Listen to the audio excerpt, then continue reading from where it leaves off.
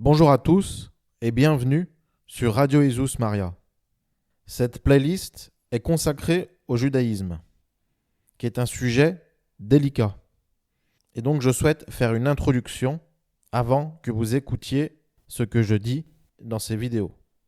La question juive est essentielle pour comprendre comment Vatican II a pu avoir lieu et pour comprendre la situation géopolitique actuelle.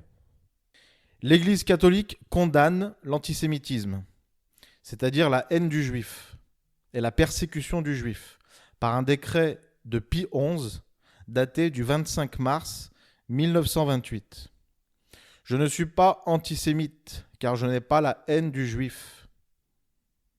Et personne ne pourra me dire le contraire, car personne connaît mon fort intérieur. Personne ne sait ce que je ressens dans mon cœur, etc. Donc personne ne peut me dire que j'ai la haine du juif. Et également, je ne souhaite pas non plus la persécution des juifs. Voilà. Donc je me soumets à la pensée de l'Église catholique qui condamne l'antisémitisme, c'est-à-dire la haine du juif et la persécution du juif.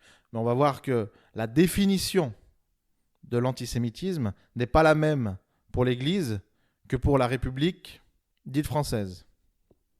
En ce qui me concerne, en tant que catholique, j'adore un juif et un juif crucifié. Et j'honore sa très sainte mère, qui est juive. Sans parler des apôtres, des évangélistes et des 72 disciples, tous juifs.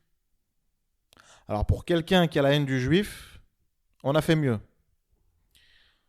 Je disais, la définition de l'antisémitisme que donne la République judéo-maçonnique, dite française, est tout autre, est bien différente que la définition de l'antisémitisme que donne l'Église catholique. Pour la République, est antisémite toute personne qui critique un juif. Dire qu'un juif conduit mal, c'est antisémite. Dire qu'un juif est juif, c'est antisémite. Et dire la vérité sur les juifs, c'est antisémite. Alors, suivant cette définition, oui, je suis antisémite. Et antisémite à mort. Mais ça, c'est suivant la définition de l'antisémitisme donnée par la République, pas par l'Église catholique. Suivant la définition de l'Église catholique, je ne suis bien entendu pas antisémite. L'Église a une double attitude envers les Juifs. Une double attitude qui n'est pas paradoxale, mais que l'on peut comparer à une mère aimante envers ses enfants. D'un côté, elle protège ses enfants de tout danger. De l'autre, elle les gronde s'ils désobéissent.